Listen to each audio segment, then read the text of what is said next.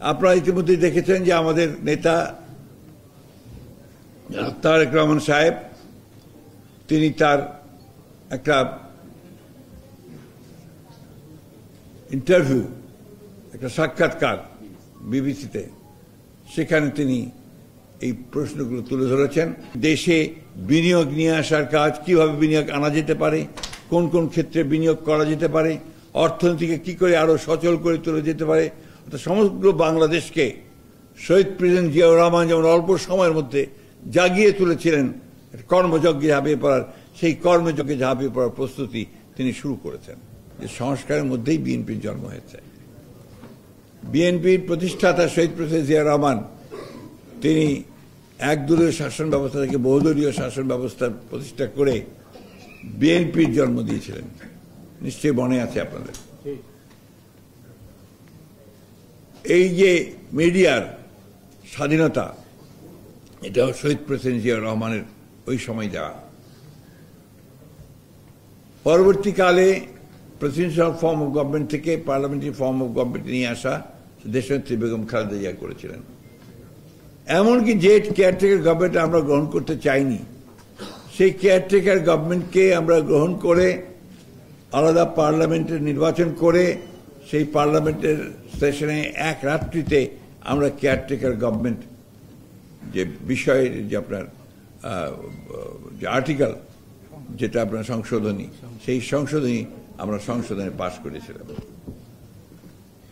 এত কিছুর পরেও এই কিছু সংখ্যক মানুষ আছেন, দল আছে, যারা বিএনপিকে বিভিন্নভাবে দোষারোপ করার চেষ্টা করেছে, এখনো করছে। এখন তো একটা নতুন ধারণা, হঠাৎ করে যে ধারণা সম্পর্কে বাংলাদেশের মানুষের আদৌ কোনো ধারণাই নেই,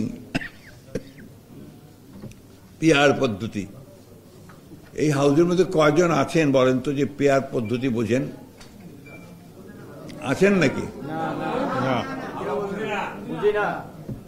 তো সেই পদ্ধতি তারা, যদিও সংস্কার কমিশন সেটা নিয়ে আসেনি, সংস্কারের যে যারা দায়িত্বে আছেন তারা আনেননি, কয়েকটি রাজনৈতিক দল সেই পদ্ধতি কথা বলছে এবং এটার জন্য তারা আন্দোলন করছে। নিশ্চয়ই আপনারা দেখেছেন যে আন্দোলনও করছে। এর লক্ষ্য একটাই, সেই লক্ষ্যটি হচ্ছে যে নির্বাচনকে বিলম্বিত করা, জনগণের ক্ষমতা জনগণের হাতে ফিরিয়ে দেওয়ার যে প্রক্রিয়া, সেই প্রক্রিয়াকে বিলম্বিত করা। পিআর পদ্ধতি এই দেশের মানুষ গ্রহণ করবে না। আমাদের দলের পক্ষ থেকে তো আমরা স্পষ্ট বলেছি, এখন বলছি জনগণই এই পদ্ধতি গ্রহণ করবে না। চাপিয়ে দেওয়া কোনো কিছু এই দেশের মানুষ গ্রহণ করবে না। একটা কথা খুব স্পষ্ট করে বলতে চাই, আমরা খুব দ্রুত, অর্থাৎ যে কমিটমেন্ট আছে এই সরকারের, ইউনূস সাহেবের, 26 সালের ফেব্রুয়ারি মাসের মধ্যেই নির্বাচন হবে, আমরা সেটাই দেখতে চাই।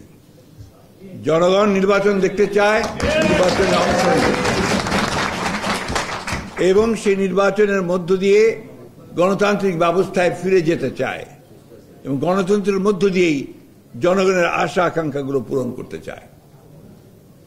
আজকে এই প্রায় কতদিন হচ্ছে, 1 বছর 4 মাস, 13 মাস, 14 মাস হয়েছে। এই 14 মাসে রাতারাতি আলাউদ্দিনের চেরাগের মধ্য দিয়ে বাংলাদেশকে একটা খুব সুন্দর বানিয়ে ফেলবে, এই আশা জনগণ করে না এই সরকারের কাছ থেকে। কিন্তু প্রক্রিয়াটা শুরুটা চায় যে সেই প্রক্রিয়া শুরু হোক, যে প্রক্রিয়ার মধ্য দিয়ে আমরা একটা নতুন বাংলাদেশ দেখতে পাবো, এই প্রক্রিয়া দেখতে চায়। আপনারা ইতিমধ্যে দেখেছেন যে আমাদের নেতা তারেক রহমান সাহেব তিনি তার একটা ইন্টারভিউ, একটা সাক্ষাৎকার বিবিসিতে, সেখানে তিনি এই প্রশ্নগুলো তুলে ধরেছেন এবং কিভাবে দেশের সমস্যার সমাধান করতে চান সেই সমস্যাগুলো তিনি তুলে ধরেছেন। সেই কথাগুলো তিনি বলেছেন। ফাইন্যান্সিয়াল টাইমসেও তিনি সেই একইভাবে কথা বলেছেন, এবং তার বিভিন্ন বক্তব্যে তিনি যখন বক্তব্য দিচ্ছেন তিনি তখনই এই দেশের উন্নয়নের কথা বলছেন। এই দেশের যে 4 কোটির বেশি মতো যুবক যারা এখন আপনার বেকার আছে, এমপ্লয়মেন্ট নেই, তাদের এমপ্লয়মেন্টের কথা বলেছেন। আমরা আমাদের দলে প্রতিটি ইস্যুতে কিভাবে আমরা এই সমস্যাগুলোর সমাধান করতে পারি, এই সমস্যাগুলোকে দূর করে নতুন করে বাংলাদেশকে জাগিয়ে তুলতে পারি, সেই কাজগুলো আমরা করছি। এগুলোর জন্য সমস্ত কমিটি তৈরি করেছে আমাদের নেতা, এবং সেই কমিটিগুলো কাজ করে ইতিমধ্যেই অনেকগুলো কাজ সারা হয়ে গেছে। তার মধ্যে আপনার ফ্যামিলি কার্ড, ফার্মার্স কার্ড, কৃষকদের শ্রমিকদের জন্য তাদের ন্যায্য মজুরি হিস্সা করবার কাজ, আপনার দেশে বিনিয়োগ নিয়ে আসার কাজ, কিভাবে বিনিয়োগ আনা যেতে পারে, কোন কোন ক্ষেত্রে বিনিয়োগ করা যেতে পারে, অর্থনীতিকে কি করে আরো সচল করে তোলা যেতে পারে। অর্থাৎ সমগ্র বাংলাদেশকে শহীদ প্রেসিডেন্ট জিয়াউর রহমান যেমন অল্প সময়ের মধ্যে জাগিয়ে তুলেছিলেন কর্মযজ্ঞে ঝাঁপিয়ে পড়ার, সেই কর্মযজ্ঞে ঝাঁপিয়ে পড়ার প্রস্তুতি তিনি শুরু করেছেন।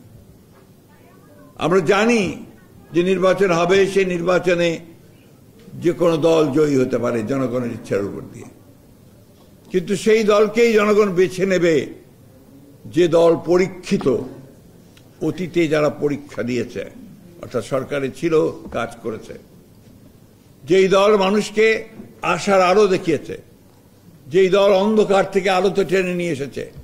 শহীদ প্রেসিডেন্ট জিয়াউর রহমানই এই দেশে প্রথম সংবিধানে বিসমিল্লাহির রহমানির রহিম সংযোজন করেছিলেন। শহীদ প্রেসিডেন্ট জিয়াউর রহমানই প্রথম এই দেশের সংবিধানে আল্লাহর উপর অবিচল আস্থা ও বিশ্বাস, এই কথাটি রেখে তিনি আল্লাহর উপরে বিশ্বাস স্থাপন করার জন্য নিয়ে এসেছেন। বন্ধু, এখন কিছু দল সেগুলোকে বিকৃত করে বিভিন্নভাবে এই বিএনপিকে চিত্রায়িত করার চেষ্টা করছে। যারা বয়স কম তারা জানে না, যাদের বয়স একটু বেশি তারা দেখেছেন 1975 সাল 7ই নভেম্বর কি অবস্থার প্রেক্ষিতে শহীদ প্রেসিডেন্ট জিয়াউর রহমানের নেতৃত্বে এই দেশের মানুষ সেই ভারতীয় আধিপত্যবাদের বিরুদ্ধে বেরিয়ে এসে সম্পূর্ণভাবে নিজেদের পায়ে দাঁড়ানোর জন্য নতুন করে তখন বাংলাদেশ, স্বনির্ভর বাংলাদেশ তৈরি করার কাজে ঝাঁপিয়ে পড়েছিল। ঠিক একইভাবে আজকে আবার, আমি বক্তব্য দীর্ঘ করব না, আজকে আবার আমরা সবাই এক হয়েছি যে আমাদের নেতা তারেক রহমানের নেতৃত্বে আমরা অবশ্যই বাংলাদেশকে আবার একটা স্বনির্ভর, আত্মমর্যাদা সম্পন্ন একটি বাংলাদেশ, যে বাংলাদেশ বিশ্বের দরবারে মাথা উঁচু করে দাঁড়াবে, সেই বাংলাদেশ নির্মাণ করতে চাই।